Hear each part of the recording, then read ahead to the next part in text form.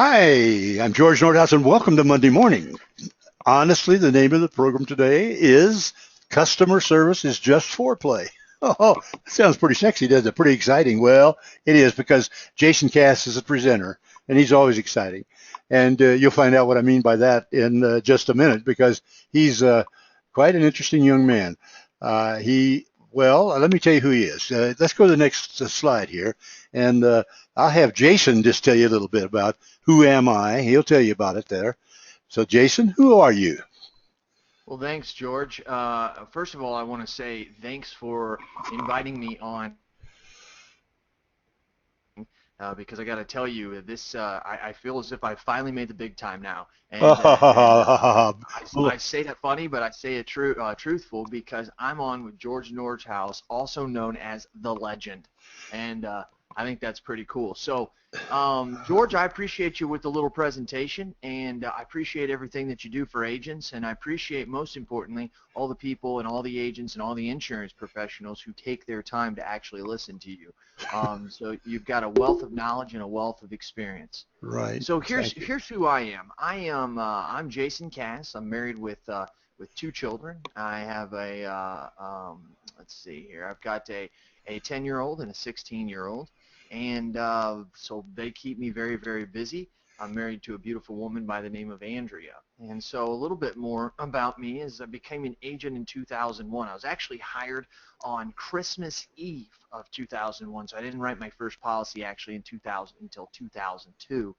I was the chairman of the National Young Agents. I started out as the chairman of the Illinois Young Agents, and then was asked and appointed to be the chairman, or actually onto the National Young Agents Committee, and then I was appointed to chairman of that. For anybody out there listening, being a young agent is probably one of the top three things in my insurance career that cut my learning curve down.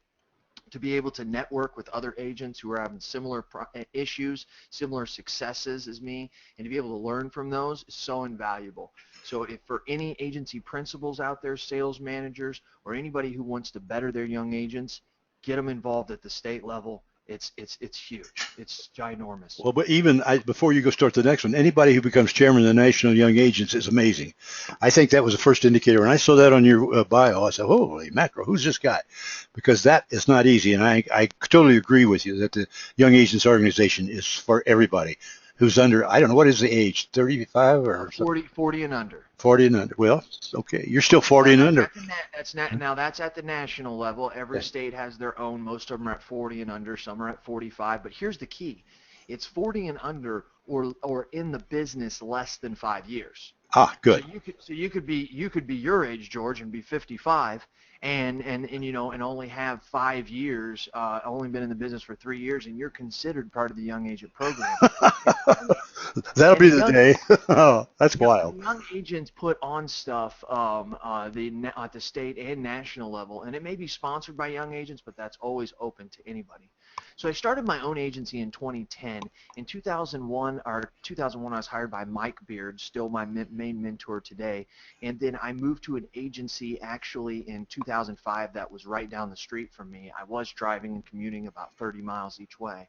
And after that, I realized the different direction and the change in consumer behavior and the way that they perceive products and value services. And my other agency didn't. I owe my other agency the world. The people in there taught me insurance, taught me to be ethical, taught me coverages, taught me how to treat a customer. But it was the way that it's always been done, and there was a new way. So I started my own agency on 1/1 of 2010. I got S&D. Now, for all you guys out there, I didn't say S&M. Okay, we don't need to go that far. I'm talking S&D, which is social and digital. And I remember that date because it's April 12th, 2010. I remember that date specifically because it's the day that my agency changed. I'd only been in business in 3 months and 12 days as my own, but I realized a lot of magical things on that day and going forward. And I hope to be able to talk to you a little bit about that. It's kind of made up what made my book, Customer Service is Just Foreplay. And upon traveling around and speaking to agents about S&D, I've spoke to numerous state associations, young agent group, insurance company, executive boards. I realized that when I would come back, George, I would have in emails that would be 10, 15, 20 from the agents that I just spoke to saying, teach me how to do this.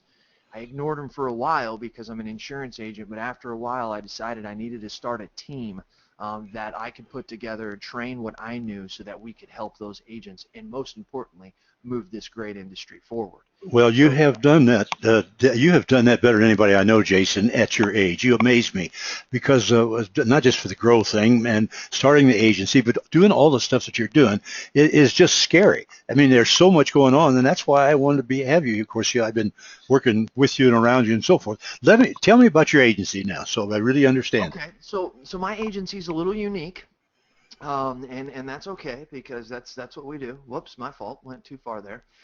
So my agency is JDC Insurance Group. We're actually rebranding here in a couple weeks. We're going to name it the Insurance Alliance. We're doing that to make it more inclusive to all the agents. The success we're having with agents gaining and liking the way we're doing business is absolutely ginormous. And so I'm in a population of 13,000, just to give you a little glimpse. 13,000, my town's 2.5 miles by 2.5 miles wide. The next closest town's 5,000 population, probably about 16, 17 miles away. And then about 20 to 30 miles away is another town called Mount Vernon, which is around 17,000 people. In between me and all those prospects is nothing but corn and pigs. So for anybody who says that you can't do this in a small community, is not understanding the power of it, and that's fine. It takes a while to understand. And I will tell you, you will get bigger and better results in a larger city, but that's only because there's more people. But ratio-wise, it's still the same. We're 70% commercial lines, 28% personal lines, 2% life, and we're 98.9% paperless. Oh. Anybody who tells you that they are 100% paperless is lying to you.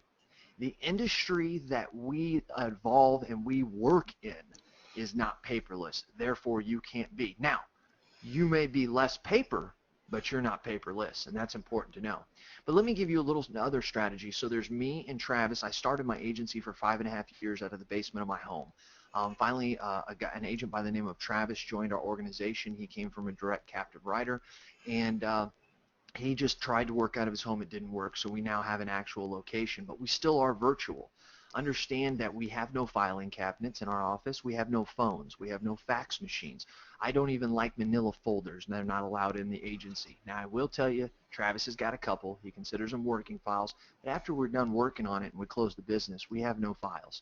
And we feel that that's very needed in the industry today.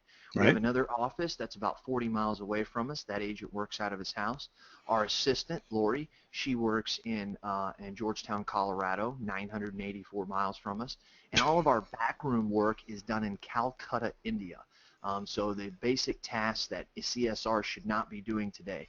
It's really important for agency owners, George, to understand that, because they hear the stresses, they hear the concerns of their staff, and they say, we're stressed out, we're overworked. And so what the agent owner does is they always go buy or they always go hire more staff, and then they can't really make the expenses start to go up. Maybe profitability is not exactly there anymore.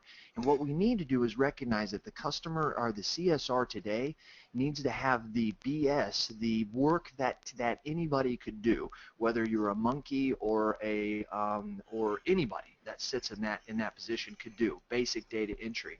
Get that off of your CSRs. Allow them to do the things like cross-selling, nurturing referrals, managing your social and digital marketing systems, having them look at and run reports for ways that you can better improve. That's the way that you improve, and that's actually what your CSRs want to do. So we are also, I want to just throw out there, we are a niche agency. We believe in writing niches. Very, very little of our business is general business. I got when I first started watching you, you were and still are one of the guys that actually understands how to use LinkedIn and Facebook and social network to actually get response, and that blows my mind because I've had trouble figuring that one out myself. I've got like 3,000 people on my list, but I'm just not taking advantage of it like you have done. So, but we'll go over that later on. You wrote this book, and it just you and Brian Appleton wrote this book on customer service. It's just foreplay. That blows my mind. What's it all about? What's going on here? Well, let's sum it up for everybody. Here's what it is. If you try to bring the client of today into the agency of yesterday, you will have no tomorrow. It's that simple. Wood paneling walls, face-to-face meetings, and ink signatures is not very sexy to the consumer of today. That's just not a sexy situation. So I sat there and I thought to myself, after learning and listening to agents and consulting their agencies and talking to insurance professionals all across America, I thought to myself, what it is it's not customer service. Customer service is something that is expected today, George. Customer service is something that you get because they pay you a premium and a commission. To sit there and say we don't provide good customer service, no one says that. But yet when you ask agents today what separates them from their competition, they'll tell you customer service. It's not customer service. It's the experience that the client goes through from when they first hear your name to the very end of the process. So what I did is I sat down over many months. I created this concept. Literally, it came to me in a dream. I always like to say that, but really it came, George, over a couple glasses of wine. And I really thought to myself, I thought, how in the world can I take this idea? So I started thinking, because see, here's the thing. When we talk about social and digital, George, we always assume advertising and marketing. But really, it's every stage of the actual process from beginning to end, whether it's qualifying, lead generation, converting leads, quoting and closing the sale, onboarding and servicing, to cross-selling and referrals. Every piece of that touches social and digital. So I needed to get that out, because when we use the tools that the customer likes and we use the services that the customer likes, that's how we create that experience. The problem with it is today it's hard for agents to see this process. And so let's talk about that, because this is so vital, George. They have to see things differently than we've always seen them. And let's talk about that. I want to, but I want to tell the people that this page here is one of the most amazing things, because you've put everything on there that I can think about on this whole business of ours, and it's just beautiful. But it's all on one page, and I can see it in different colors. This is part of the book. I mean, the book is so neat because it covers all these things, and it's really, really neat. But you have well, I won't go into it now. We'll talk about it a little bit later. But it's keep going. Concept, but we also really put the book together in a way that most have never seen a book laid out. And so we're really, really proud of that. But George, the important part is to be able to see this system right here. To be able to see this, we've got to start seeing things differently as insurance agents. We've got to start grasping the understanding that we've got to do things differently. And if we don't do things differently, we're going to have serious, serious, serious trouble. Okay? So that's really, really important. So, George, here's what I want to challenge agents to, okay? Okay. Are you okay? Here's what I want to challenge. Looking at this right here, it really is confusing to agents. I like this little slide here because it really makes you start to look at things differently.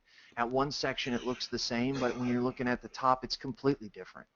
So that's what I find to be most important, okay? Yeah. Does that make sense, George? It does. I'm still trying to figure that thing out. That's pretty neat. Pretty good idea. It really is. Now, here's something I want to say, and the other thing. When we look at this FedEx, some of you guys, probably half of you out there, have probably already seen this, and you already recognize, but for the other half, do you recognize something inside of the logo? And you probably never seen it, but it's the arrow in between the E and the X. I'll be darned. Now, see, this illustrates it perfect, George, because this is an absolute great example of seeing things that weren't there, but now once you see it, it's impossible not to see. It's impossible. For everybody who's never seen that, I've ruined you for the rest of your life. You're going to drive down the interstate and see FedEx trucks, and you're going to see that arrow. So that's really, really important when we're looking at this going forward, okay? Let me give you one more example, all right? When we look at Ringling Brothers and Barlow and Bailey, this circus right here, when you look at this, there was two gentlemen who were in 1983 watching this circus, and one said to the other, because they were acrobats and stilt people who wore the stilts in the circus, they said to themselves, how can we make this different? How can we say to ourselves, let's take this and let's make a circus without animals? Now, when you really think about that, you think to yourself, well, how in the world do you have a circus without animals? Well, it's very, very easy to do. It's called Cirque du Soleil. And they actually made one of the greatest, to this day, circuses ever. And it's really important because now when you think about a circus without animals, it's very simple. See, these two gentlemen saw something, and I can't, their names are in my book, but they're long French names. I'd actually butcher them, George. But they saw something that no one else saw. And that was so, so important, and it was vital to transforming. And not only did they see something, but they actually were able to charge 10 times the amount that a normal ticket is for a normal circus. And that is what's amazing. And you know, where I got this concept from is a book everybody needs to read called Blue Ocean Strategy. Blue Ocean Strategy. Blue Ocean Strategy, George, one of the most amazing books I've read, and I'm only about a quarter way through it. And the reason why is I can read pretty fast, but I take my time in this book because I have to stop for a minute and let my brain soak in because it's everything that we're talking about. And so it's really, really important. Okay? So does that make sense to you, George? Well, it does to me because, I mean, when you said it's easy to do, it wasn't easy for Cirque du Soleil. I've seen it, and it's phenomenal. I mean, it's the best ever, and it was difficult. But now that they've got it, they've got something that nobody else has, and it's phenomenal. So I guess the message there is, come on, you guys, it's time we think out of the box. It's time we think out of the box, and it's time that we get out of the bloody red ocean. See, what we do is we concentrate every day against our competitors. And what we need to not do is not worry about our competitors. What we need to do is we need to start focusing on how can we do it differently to create that blue ocean and get out of that red bloody ocean. That's what Cirque du Soleil did. They didn't try and go in and try and make the circus better by using all the same things and competing against Barlin Bailey. What they said is we're going to go a completely different direction. And look how successful they were. So I challenge you to think about that in your own agency. And there's another part of this that's very vital, and it's called digital Darwinism. So we all know Darwinism, and we all know, you know, the survival of the strongest, the species, and all that stuff that we know. Okay? And I'm gonna tell you something that I really want you listeners right now to listen to. This is a very vital part what I'm going to tell you for the next 2 minutes. When we look at digital Darwinism, this isn't what we're talking about here. You know, we're not talking about going from there to there. You know, and this is not what we're talking about either. We're not talking about the evolution of man, basically going from a monkey to a club to a spear to a cell phone. Sometimes it seems that way, George. Yeah, it does. That's not exactly what it is. This is digital Darwinism. Digital Darwinism, now really soak this in, is the evolution of the consumer behavior when society and technology evolve faster than your ability to adapt. Wow. There's one word, and it's 5 letters long, that I want everybody to pay attention to, and that's the word adapt. Because here's what we think. Darwinism is only the strong survive, the survival of the fittest. And that's actually not true. What Charles Darwin actually said is, it's not the strongest of the species that survives, nor the most intelligent, but the one most responsive to change. This is so huge. This is so ginormous. Because, see, sometimes even as some 2, 3, 4-man shops, which makes up 65% of the independent insurance agents system, we look at the guy down the road, or we look at the woman down the road who has this large agency with many producers and a lot of staff, and you think to yourself, there's no way I could ever outdo them, because it's actually the survival of the fittest. But no, it's really not. It's actually not. It's saying that it doesn't matter how big and strong somebody is. Think of dinosaurs.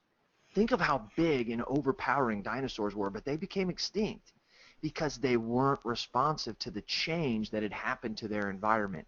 Agents must respond to that change and be able to adapt. It doesn't matter how big or small or how big your profit margin is today. That's very, very, very important. 200 years ago, look at that. Over 200 years ago, he said that. Wow. You're darn right. And he had no idea that when he was talking about this, he was talking about environment and nature, and wow, how it applies to business is pretty cool. There probably wasn't even. Think about one other. I was going to say there probably wasn't even a computer back then, perhaps.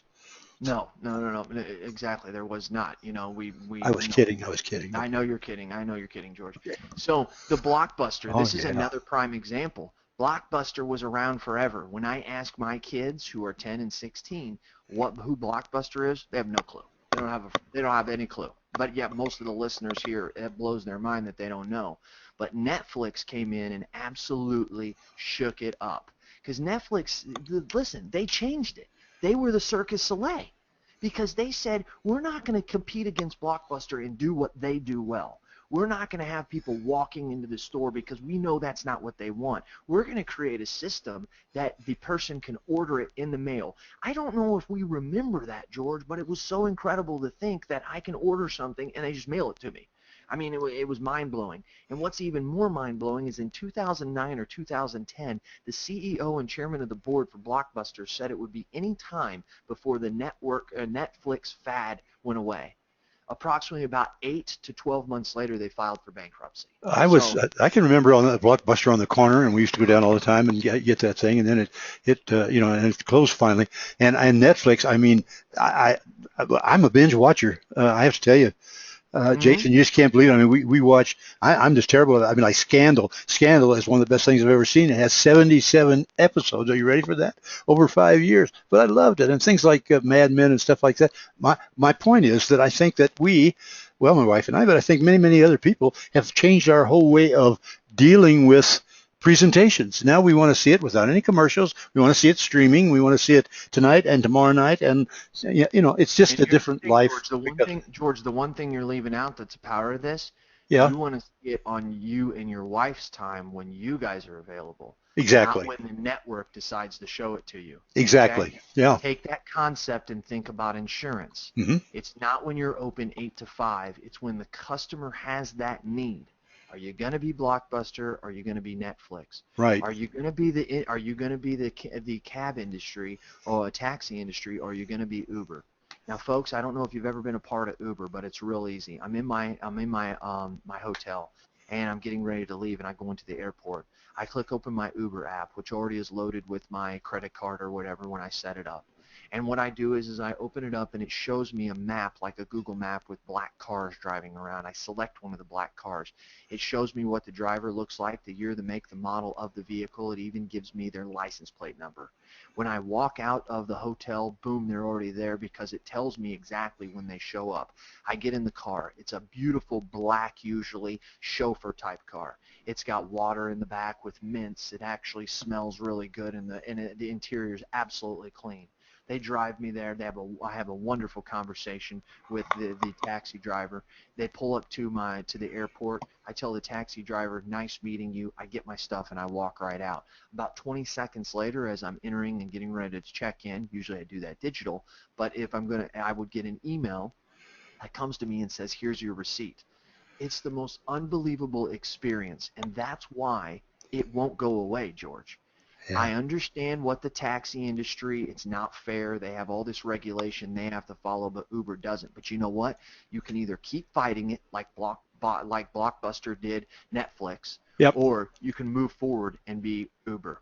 Okay? Right. So seeing all these things differently is what's important. Understanding that you don't want to compete against your competition. When you're an agent and you say, well, what separates me from the agent down the road is customer service, that means that you're all competing for the same thing because the agent down the road is customer service. That's like building a circus over and over and over again that has animals, acrobats, the same thing as Ringling Brothers. Don't do that. Create a customer experience. And where you need to start with that is you need to start with customer service is just foreplay. It's the modern customer experience that will separate you from your competition. Amen. Amen. That book is really neat. I want to let's talk about that book just for a minute and how they can get it and all that. And let me also. Well, George, here's what's even special about this, and this was not intended. This is not intended, but this is where your listeners can really harness in the power of getting this book.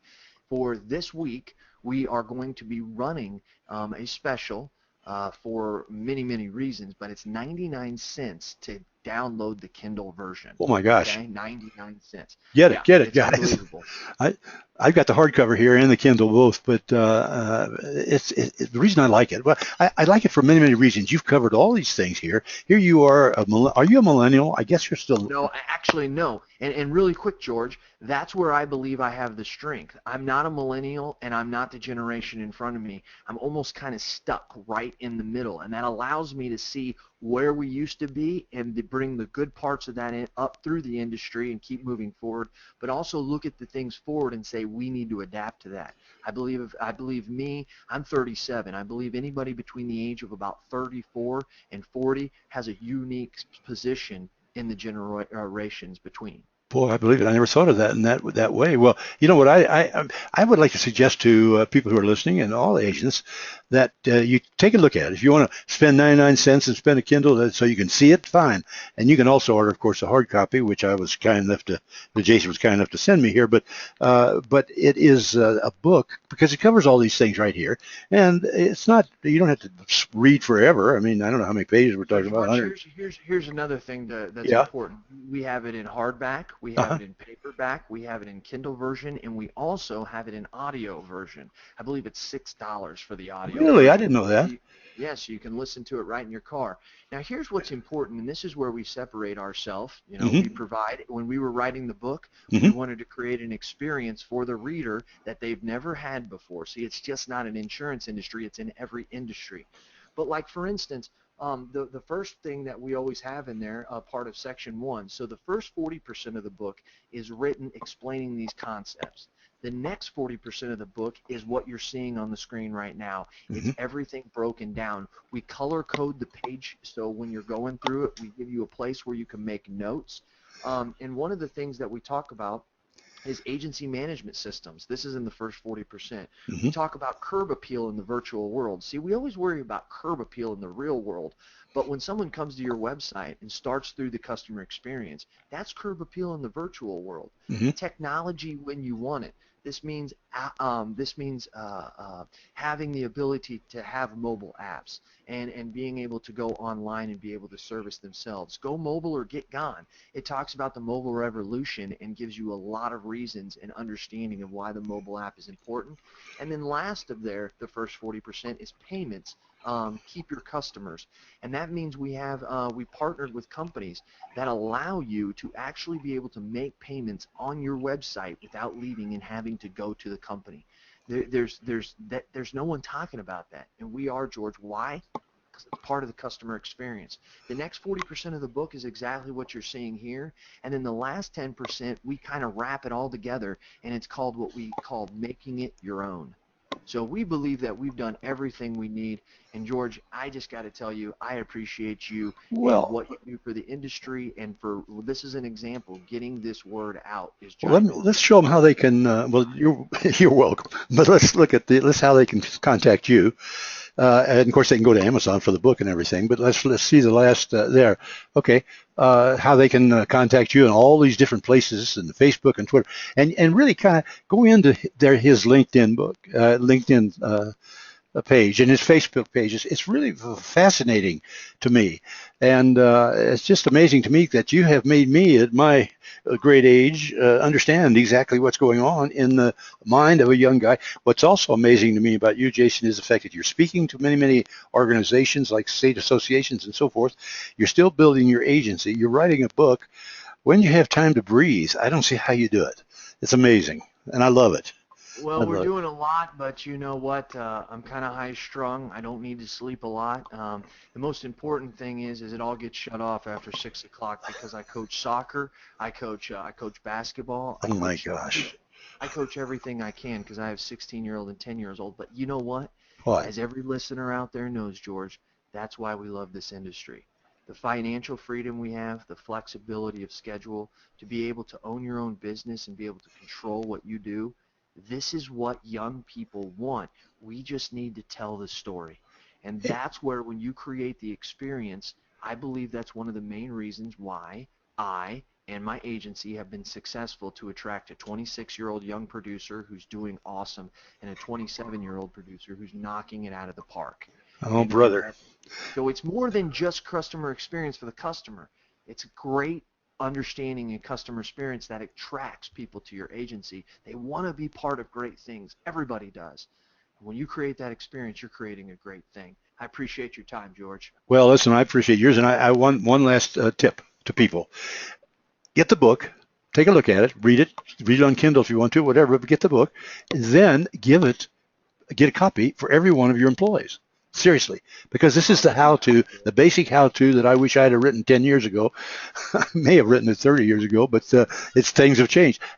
It's the ideal for you. There, take a look and then get it in the hands of everybody. And particularly when you hire new people, give them this book. This is the starter.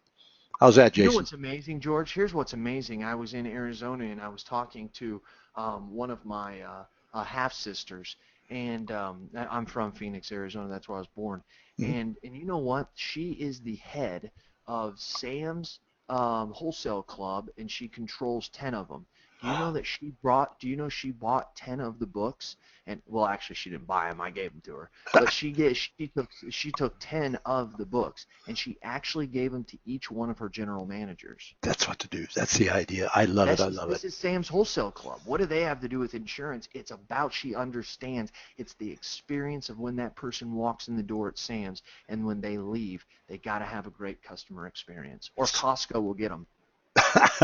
Okay, Jason, we're just getting started. I know we'll do additional things down the road and because of this, but this really illustrates your thinking, the young thinking, that thinking of change, looking at change the best way it is. And I'm going to come back, and if it's okay with you, I'm going to steal your thing. If you try to bring the the agency of today, how did you say it again? Try to take the agent of today into the agent, or if you try to take the customer of today and bring them into the agency of yesterday, you will have no tomorrow. I probably should have thrown that out there. But That's there okay. it Here we is. go. I love it. I love it. No, it's perfect. One It's a last thing. I want to throw this out there, George. all right. Sometimes when you try to create this customer experience, the biggest pushback you're going to have is from your staff. Now, I'm going to tell you something here, George, and sometimes this seems mean, but this is desperate for the ship that each one of these agents is controlling and the agency owner is controlling to go forward. And remember this. If you can't change your people, change your people. So, George, appreciate your Ooh, time.